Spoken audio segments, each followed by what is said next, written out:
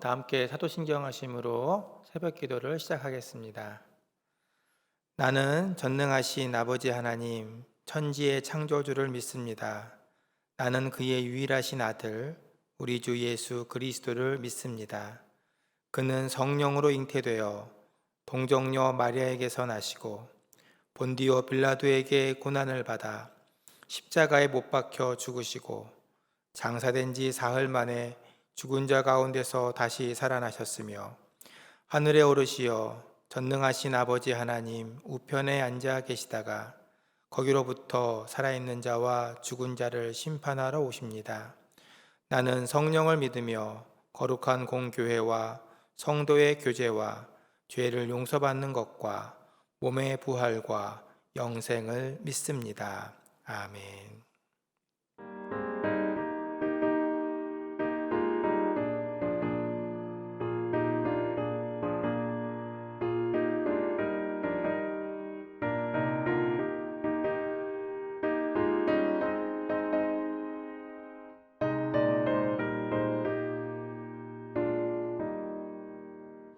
우리가 지금은 나그네 되어도 화려한 천국에 머자 나가리니 이 세상 있을 때 주 예수 위하여 끝까지 힘써 일하세. 주 내게 부탁하시네. 천사도 화목해 하라시 구주의 말씀을 온 세상 널리 전하세. 주 예수 말씀이 온 세상 만민들 흉악한 죄에서 떠나라 하시니 이 말씀 듣고서 새 생명 얻으라 이 기쁜 소식 전하세. 주 내게 부탁하시니 천사도 응모하겠네. 화목해 하라시 구주의 말씀을 온 세상 널리 전하세.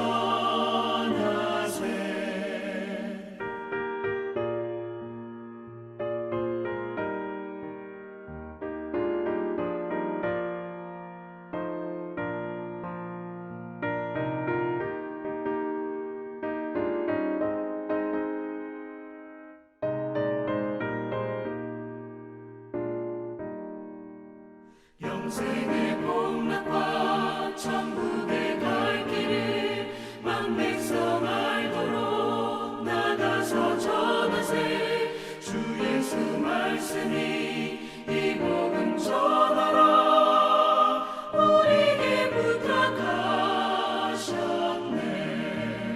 주 내게 부탁하시니 천사도 응모하겠네. 화목해 하라시 구주의 말씀을 온 세상 널리 전하세.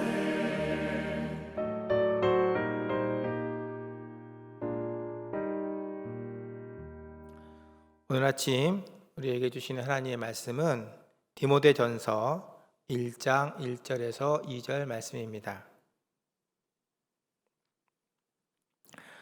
우리 구주 하나님과 우리의 소망이신 그리스도 예수의 명령을 따라 그리스도 예수의 사도된 바울은 믿음 안에서 참 아들 된 디모데에게 편지하노니 하나님 아버지와 그리스도 예수 우리 주께로부터 은혜와 긍휼과 평강이 내게 있을지어다. 아멘. 샬롬. 이번 한 주도 주님과 동행하며 안식과 기쁨을 누리는 임마누엘의 날들이 되시기를 주님의 이름으로 축복합니다. 저는 작년 12월로 100회에 걸쳐서 새벽기도 시간에 민수기를 묵상했습니다. 2021년은 새롭게 디모데 전후서를 묵상하며 신앙의 지혜를 나누고자 합니다. 이번 주는 앞으로 나누게 될 디모데 전후서를 묵상함에 있어서 먼저 살펴보고 알아야 할 개론적인 내용들을 다루려고 합니다. 신년 특별 새벽 기도회 때 우리는 에베소서, 빌립보서, 골로새서, 빌레몬서 4권의 성경을 묵상했습니다. 학자들은 이 4권의 성경을 옥중서신이라고 부릅니다. 성경의 증거와 역사를 종합해 보면 바울은 2번의 감옥 생활을 했습니다. 첫 번째는 사도행전 28장에 기록된 것과 관련되어 있는데 주 62년 전후로 하여서 로마에서 약 2년간의 가택연금을 당합니다. 옥중서신들은 이 시기에 교회 안에 침투한 이단들에 대해서 경고하며 교회와 성도들이 지켜야 될 믿음의 자세에 대해서 기록한 책들이지요. 또 성경에는 구체적으로 기록되어 있지 않지만 여러 가지 증거와 역사적인 자료들을 종합해 볼 때 바울은 이 첫 번째 옥살이에서 풀려난 이후에 4차 전도여행이라고 알려진 마지막 선교여행을 합니다. 그리고 이때 핵심 동역자는 디모데와 디도였습니다. 그 후에 바울은 다시 투옥되었고 주 67년경 네로의 박해 때에 로마에서 순교하게 됩니다. 목회 서신인 디모데 전서와 후서 그리고 디도서는 바로 이 시기에 쓰여진 책들입니다.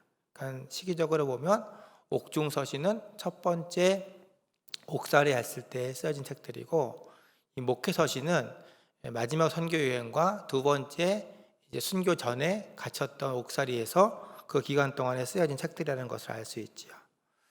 이처럼 목회 서신은 인생의 마지막을 앞둔 바울이 다음 세대의 지도자들로 세운 디모데와 디도에게 개인적인 격려와 목회 지도 그리고 교회의 직분자들을 세우는 기준, 거짓 교훈과 이단에 대해서 대처하는 법을 가르치는 내용으로 다루고 있습니다. 여러분, 교회는 어느 시대나 내적인 도전과 외적인 도전을 받아왔습니다. 사탄의 세력은 하나님의 나라가 가까이 오는 것을 미워하고 두려워하기 때문입니다. 그렇기에 성도들은 그리스도인의 정체성을 가지고 교회를 지키고 복음을 수호하는 기본적인 사명에 큰 책임감을 가지고 충성을 다해야 합니다. 그러므로 목회 서신은 디모데와 디도라는 개인에게 쓴 편지의 형식을 갖추고 있지만 모든 성도들에게 주는 신앙의 성숙과 책임에 대해서 교훈하는 책인 것입니다. 그렇다면 오늘 본문에서 할 수 있는 성도의 기본적인 책무는 무엇일까요? 디모데서가 우리에게 권면하고 있는 신앙의 책임은 무엇일까요?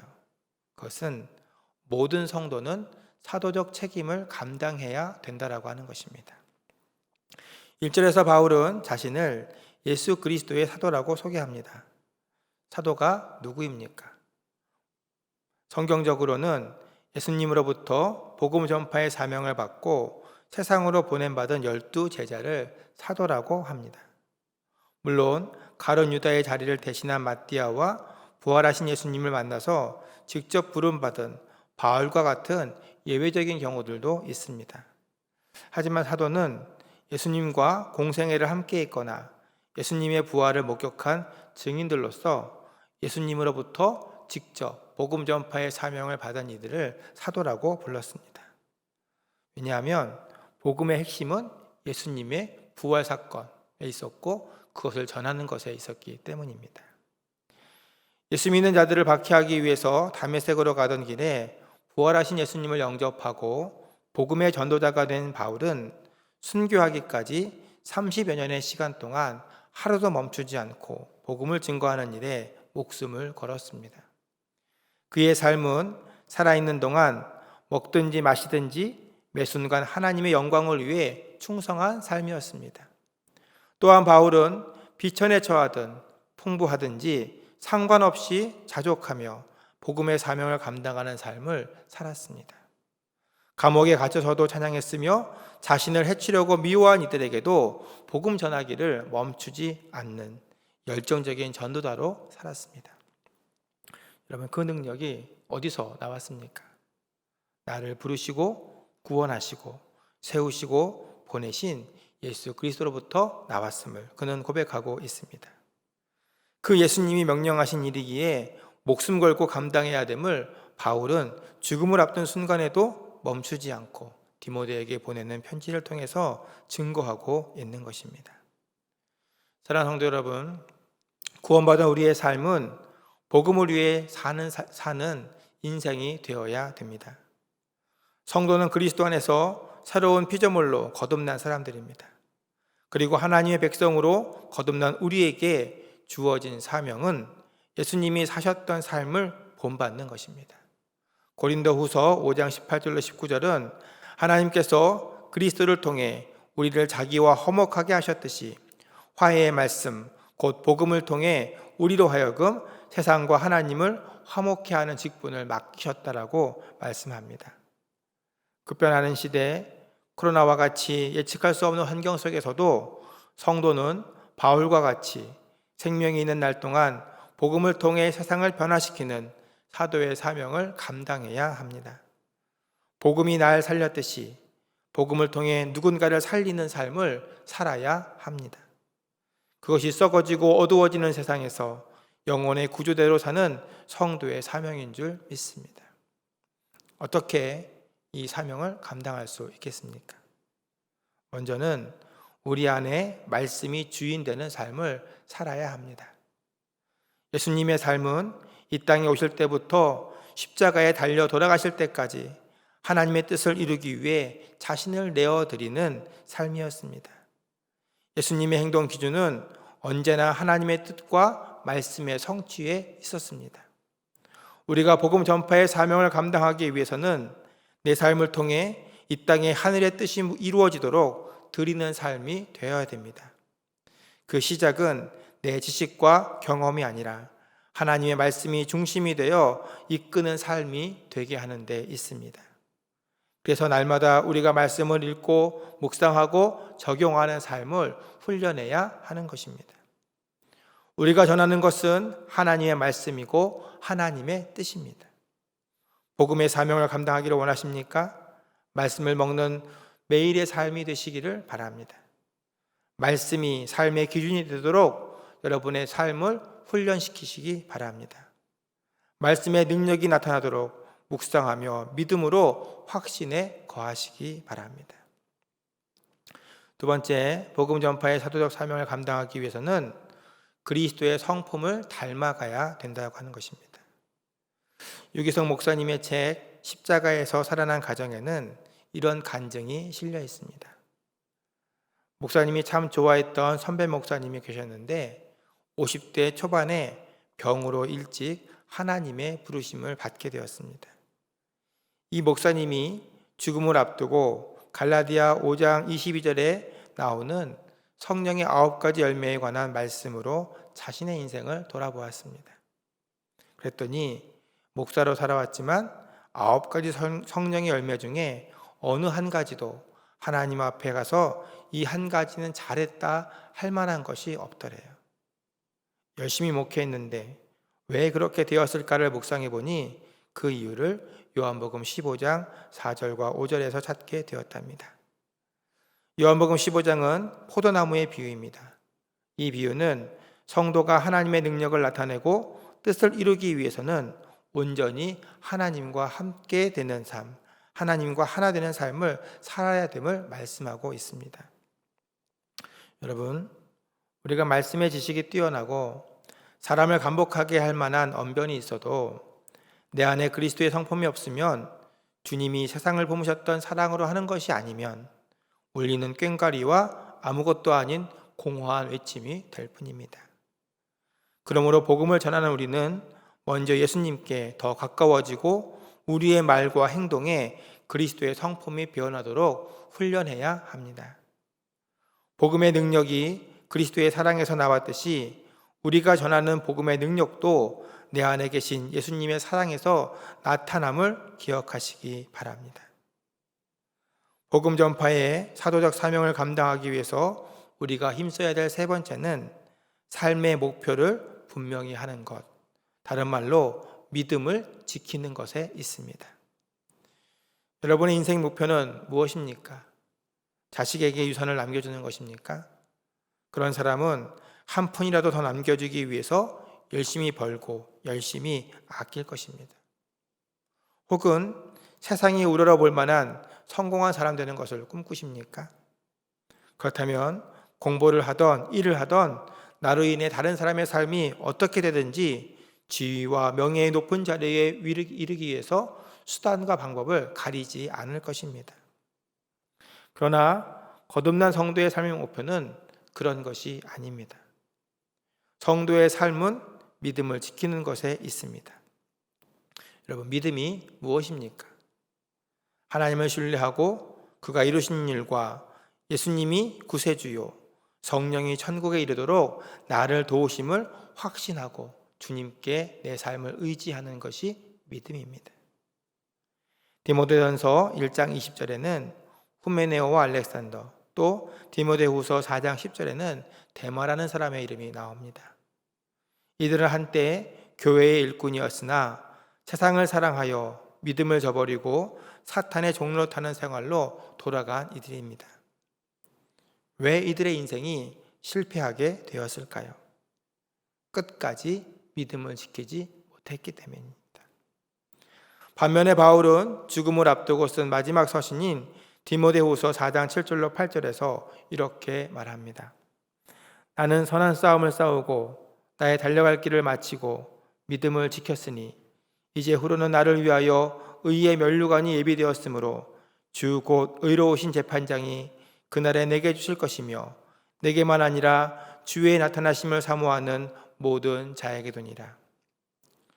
복음을 전파하는 자는 먼저 복음의 반석 위에 집을 짓고 믿음을 지키는 자가 되어야 합니다. 내게 없는 것을 줄 수 없기 때문이지요. 복음 증거의 사명을 감당하기 위해서 먼저 배우고 확신한 일에 거하십시오. 그래서 믿음은 받은 은혜를 지키는 것입니다.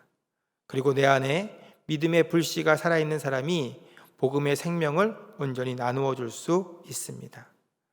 사도행전 20장 24절에서 바울은 복음 전도자로서 자신이 임한 자세에 대해 이렇게 증언합니다.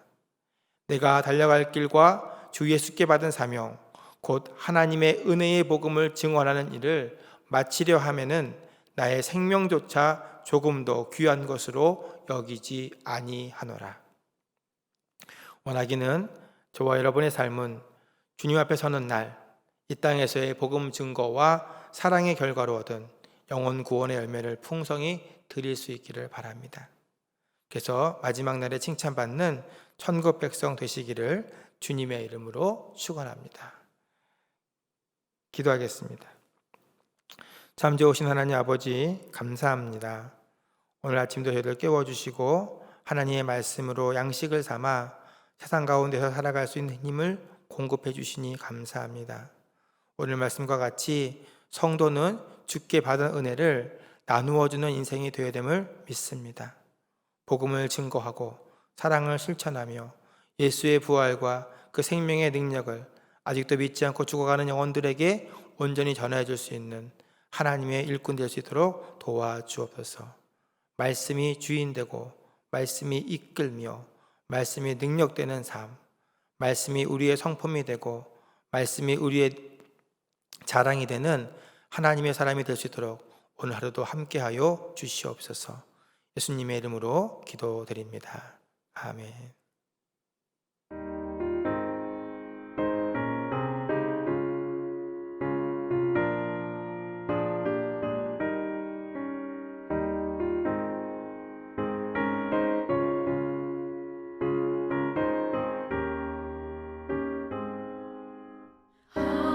하나님의 진리 듣네 길이 빛나니 우리들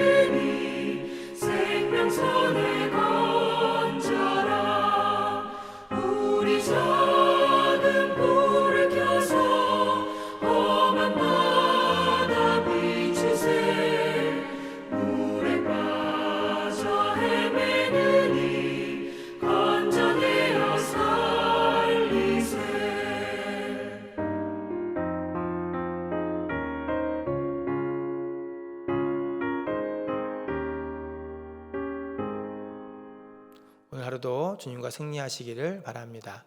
주기도문으로 새벽기도 마치겠습니다. 하늘에 계신 우리 아버지, 아버지의 이름을 거룩하게 하시며 아버지의 나라가 오게 하시며 아버지의 뜻이 하늘에서와 같이 땅에서도 이루어지게 하소서.